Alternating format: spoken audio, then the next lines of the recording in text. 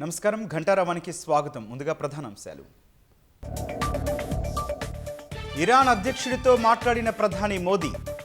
పశ్చిమాసియాలో పరిస్థితులపై పెజెష్కియాన్తో చర్చ.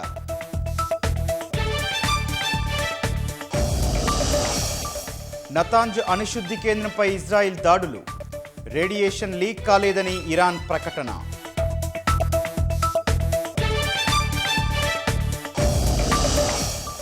గ్యారంటీల అమలుకు ప్రైవేటు బిల్లు తెస్తామన్న కేటీఆర్. ఎమ్మెల్యే ఎమ్మెల్సీలు మద్దతివ్వాలని విజ్ఞప్తి.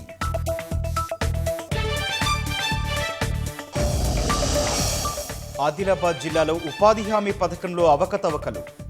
ఆదివాసీల రెక్కల కష్టానికి రాని కూలీ డబ్బులు.